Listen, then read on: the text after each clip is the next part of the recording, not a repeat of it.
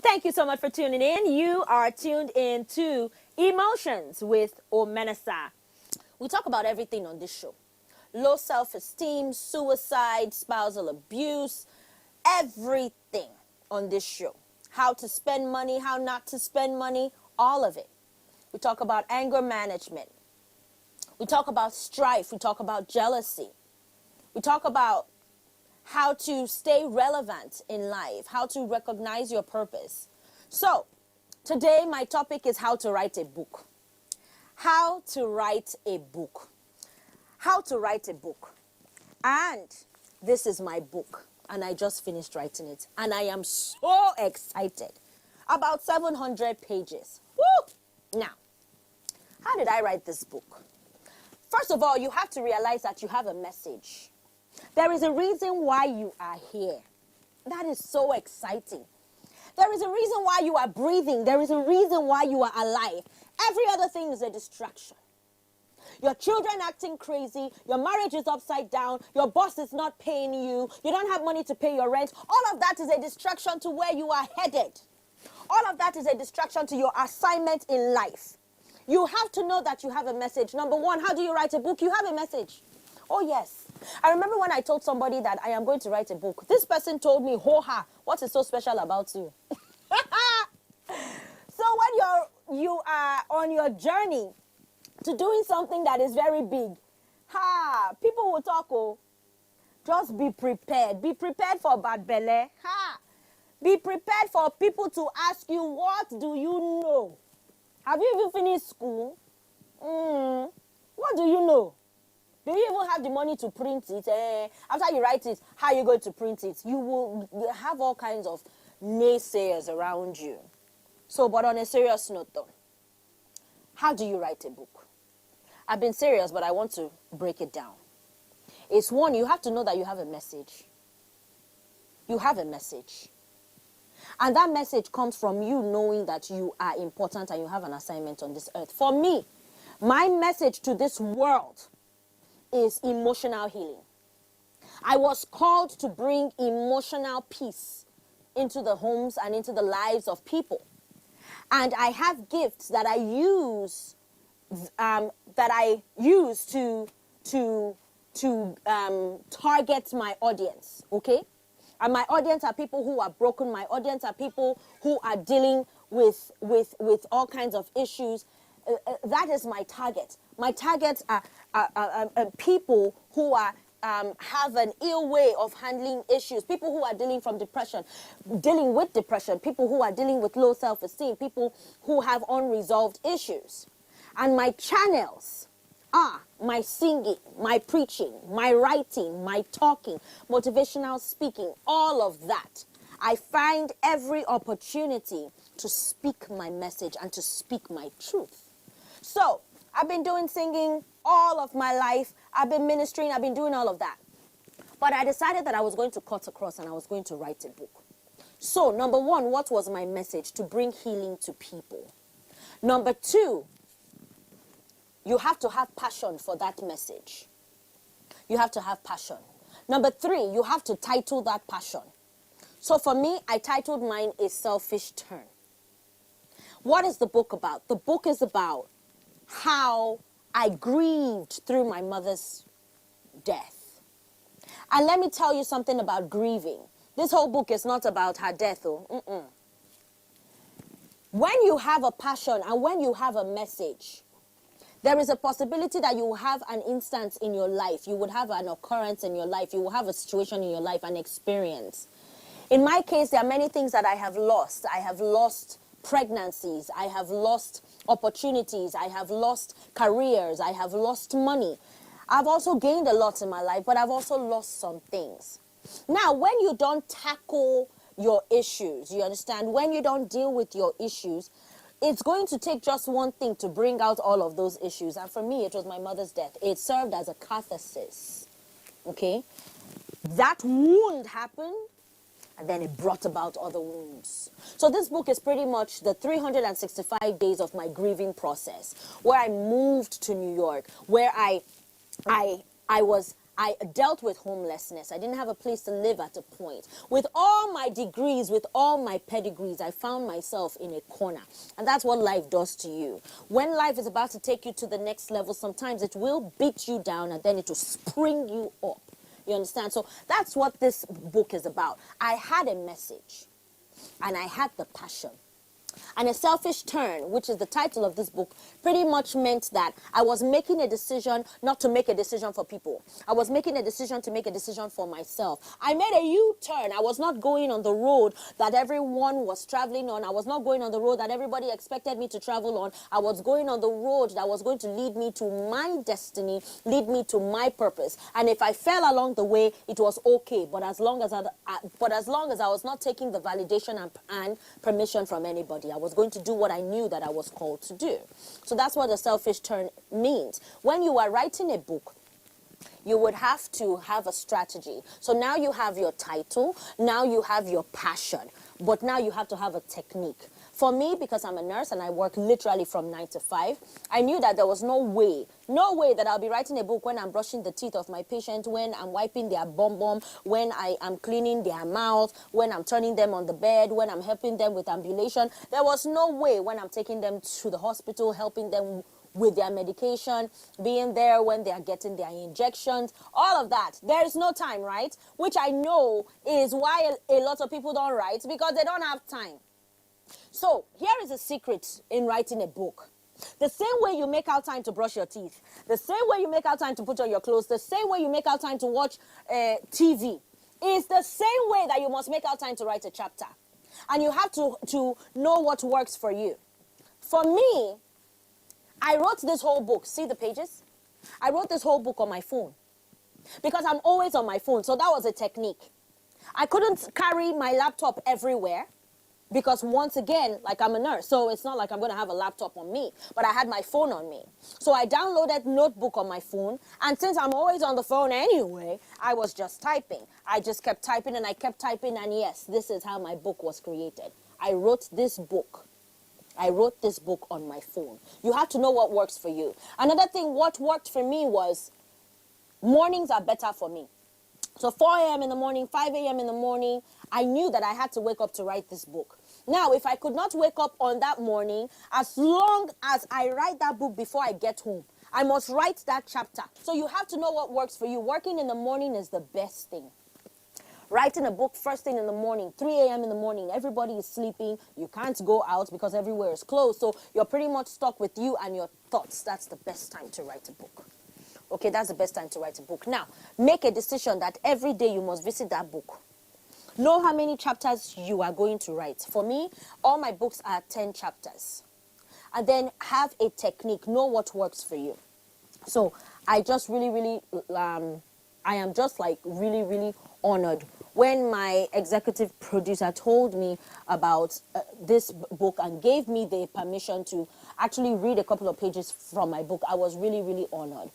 So what should motivate you in writing the book is the lives that you're going to bless, is the lives that you're going to affect, is the lives that you're going to encourage, and is the platform that you would get. So many doors have opened for me since I wrote this book. You know, so when I go out to sing, when I go out to teach, I have the books there. It adds something to your repertoire. Please don't allow anybody tell you that you don't have anything to say. You have something to say. You have something to say. Let me tell you, some people may say, but I don't have content. Your life is the content. When you could not pay your rent and then all of a sudden one miracle happened like this, that is content. Or maybe you were even evicted and you were sleeping on the road, but are you sleeping on the road today? That is content. Maybe it took you 20 years to get pregnant. That is content. Writing your process on how you dealt with barrenness, how you dealt with doctor's visits, how you dealt emotionally, all of that is content. You have content. Your life is content. Your journey is content. How you wake up in the morning You have to be at work at 9 o'clock. You have to feed those children. You have to make sure your husband has eaten. You also have to look like a human being. And then you manage to get to work at 9 o'clock. On your way to work, your car broke down, but you still managed to get to work. You still managed to be at that executive meeting. You still managed to close that deal. Behind the scenes is your content. What happens behind the scenes is your content. How you ate bread and akara. How you ate bread and butter. And today, now you're eating shrimp. What were you going through in all of those seasons? That is an encouragement to somebody. So you have a message. Number one, you have to know that you have a message. Number two, you have to be passionate about your message. Number three, you have to title your message. Mine is a selfish turn. Number four, you have to have a strategy on how you are going to now get your message out. How you're going to get your message across. This time you're not in front of a camera. This time you are not preaching. You are not singing. This time you are writing it down. And you know that most people are prone to mental drainage, mental strain, because you're thinking of so many things and you are so tired. So you have to have a technique. You have to sleep on time. You have to drink a lot of water. You have to read other books so that you can get inspired. I mean, like my journey to finishing this book, I had to look at other books. I would just go on Google and I would just look at other books, and it would motivate me. When I was writing my first book, because this is not my first book, but this is my first book that I have published. When I was writing my first book, I had to go to somebody and I had to tell them to please do make and design a book cover for me so that it will serve as a motivation. So anytime that I was looking at that book, I was just, I was motivated to keep writing because I wanted my book to be in the hands of people. When you are writing a book, you have to realize that a book is different from a memoir. What I have in my hand is a memoir, is a journal, is a life story. So that's why it's thick like this. But when you're just writing a book that is really not a memoir, you want to stick with about 30-something pages, 20-something pages, because our world has become so busy. And the truth is that a lot of people don't like to read. You understand? So you don't want a situation where, people are really, really struggling to finish your book. Okay, so I'm just going to open a couple of pages and read them out to you. Wow, okay. Your marriage is your God-given assignment. Divorce is not the answer. Listen to advice. God will use anything to get your attention. He can even use a movie to get your attention. Don't let another person gain what you sweated for. When I come back, I'll explain what I mean, and I'll read a couple more pages, and then I'll let you go on to write your book.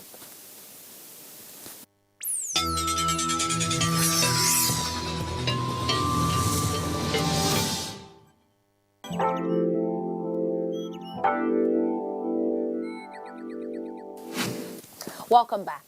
So we've been talking about how to write a book. And I'm so excited because this is my book. This is my own book. This is my own pride. Everybody has something on the inside of them.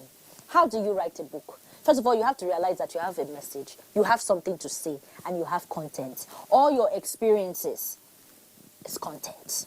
Everything that you've been through is content. What you're going through now is content. And then you have to have a technique on how to write it. For me, I write daily. And I write my daily affairs. So in January, I title the name of my book and I name it by a theme. And then I write every day, and then it's 31 days of one book. This book is 12 months in one book, and that's why it's thick like that. So that is my method.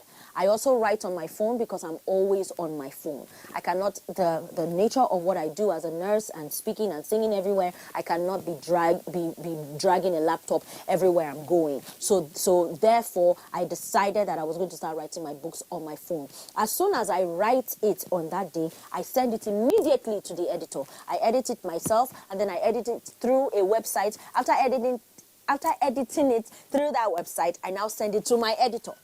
I don't wait for the whole book to finish, then you start editing. That book will never finish, and you will not finish that process, okay? So, always know that you have a message. Now, here's my message. So before I went on break, I said that your marriage is your God-given assignment. Divorce is not the answer. Listen to advice. God will use anything to get your attention. He could even use a movie to speak to you. Don't let another person gain what you sweated for. Don't just walk out on your marriage. Remember that man has been has been used to prune you, and you too have pruned that person, and then another person will just walk in and just take your glory. Of course, if you're in a marriage where you're being chased by a knife, where you're being poisoned, where you're being threatened, there are people who are in marriages that are very, very unhealthy. Please seek a counselor for that and see if you should leave or not. Fight for the life of your marriage no matter what.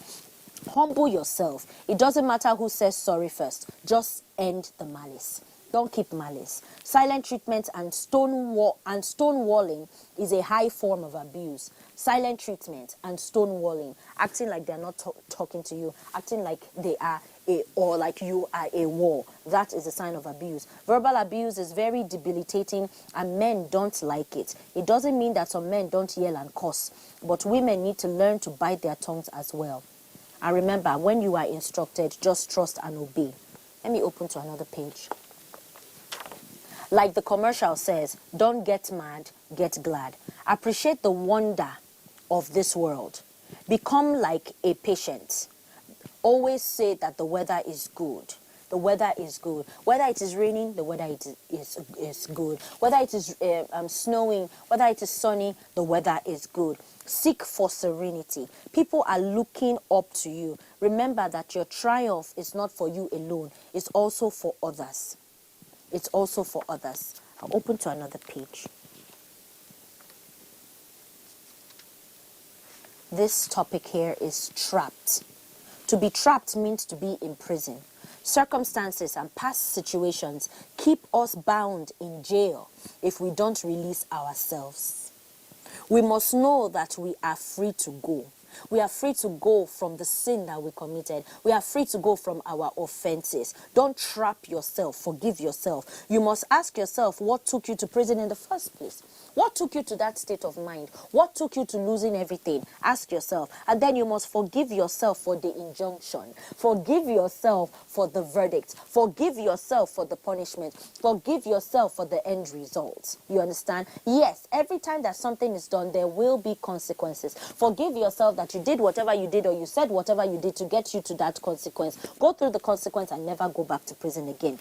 Get out of prison. You understand? The best way to get out of prison, mental prison, is to not even get there in the first place. Make sure that you take care of all the things that took you there and make sure that you don't go back there again. Remember that you are no longer a felon. You are no longer a victim. So when you have offended somebody or offended yourself and you have let it go, stop ruminating. Move on, because you are no longer that thing. Let me use this time to tell you that your situation is not who you are. Your situation is just a situation. Your situation is an event. Your situation is something that happened. Your situation is not who you are. A lot of people personalize their situation and they completely label themselves based on their situation.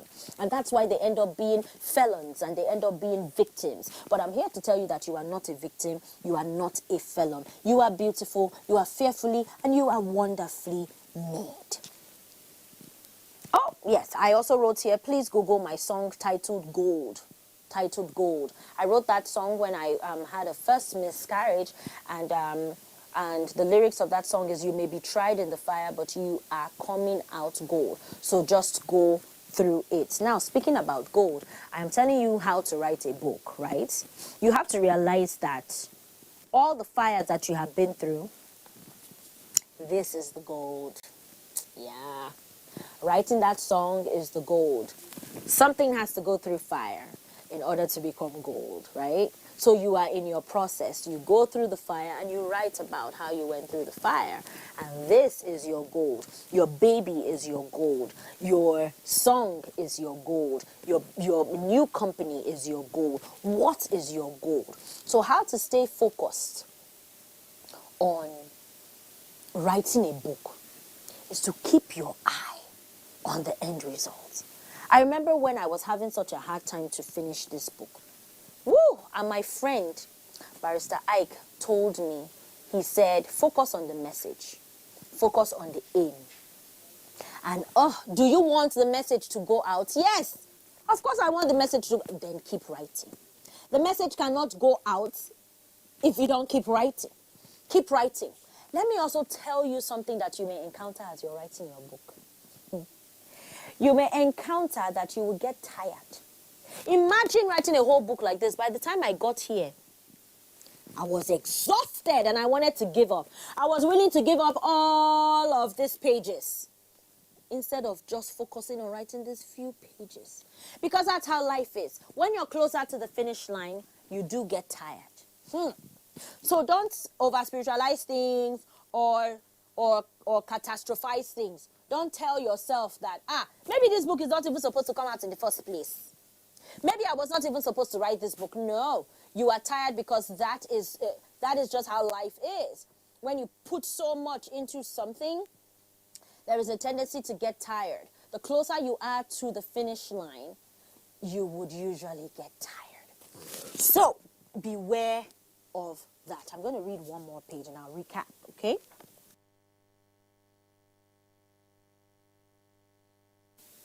As long as you are diligent, you will find an escape route. You have made a lot of progress. Tell yourself that. You may not be where you want to be, but you're not where you used to be. Keep improving on your skills. As the world spins in circles, focus on your agenda. And that would ease your dizziness. So, with all the issues that go on in life, we will definitely be dizzy. We'll be dizzy financially. We'll be dizzy emotionally. We will be dizzy physically. There are just things in life that come into your life and you just find out that you are dizzy. Oh, my world is just spinning. Nothing seems to be stable. Write about it. You're broke? Write about it. I've been journaling all my life. I've been journaling since I was a teenager. But I decided that I was not going to journal for my eyes alone. Another step to writing a book is be honest and be raw. People like authenticity. People don't want to read fiction. You understand? Fiction is for movies. You know, and if you notice, our world is becoming more real. People want it raw. Give it to them raw. But then again, if you are not confident in your emotions and if you are not confident in your personality and if you have not healed certain wounds in your life, it will be hard for you to be authentic. So can you see how this has brought us back to our emotions? You see, we are talking about how to write a book, but it has brought us back to emotions. The confidence that you need, the encouragement that you need to finish something that you have started will really, really weigh on your emotions. And your emotions have to be healthy in order to finish. So I'm going to recap. How do you write a book? You have to know that you have a message. You have to know that your message is important. You have to have a target. Who is your target? And then you title your message. You title your topic. For my book, it is A Selfish Turn. You write every day. Writing in the morning is preferable. You find an easy way to write. I can't drag my laptop everywhere. So I write in my book, then I edit, and then I send it to my editor who edits and then formats. And voila, a book is ready. Because I love to write and I also love money, I decided to write a book every month. So in 6 months, I have 6 books and I sell them. And by the end of the year, 365 days is in this book. So 12 books is in this one book. But usually I chop them up to 31 days in 1 month because I'm writing every day, right? You have to have a technique. Find out what works for you. Make sure that you're saving everything that you're writing. Email it to yourself, put it on a flash drive, put it on a hard drive, and send it to a closest friend. Make sure that you do not lose that file. I lost my first book 7 times. I lost it 7 times. I put it on discs. I lost the disc. I put it in a flash drive. I lost it, but I did not email it to myself. So we had a problem. You understand? So always email it to yourself. Know that you have a message. Know that that message is important. And be eager for the world to hear your story. Be eager for the world to hear your story. Get high on the end result. I wanted to be able to hold this book in my hand. I wanted to be able to see Omenesa, Oruma, Akomolafe. I wanted to be able to see the table of contents. This is my book. This is my content. You have content. These are my life experiences. You have a life experience that can completely change the world. Why don't you write about it? When you write about it, contact me and definitely I'll read it. But most of all, the world will read it. Make sure that you put that book on Amazon. Make sure that you sell it. Make sure that you publish it. Don't just write it and put it under a bushel. Sell it. Let people be encouraged. Remember, you are worth it. And I told you that when I wanted to write a book, somebody said, what makes you so special? What message do you have to write? Beware of Babele people. But keep writing. God bless you.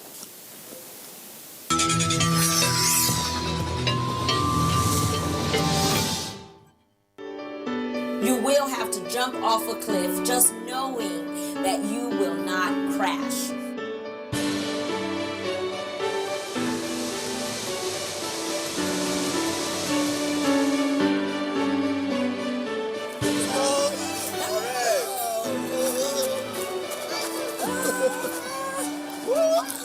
If you're not in control of your emotions,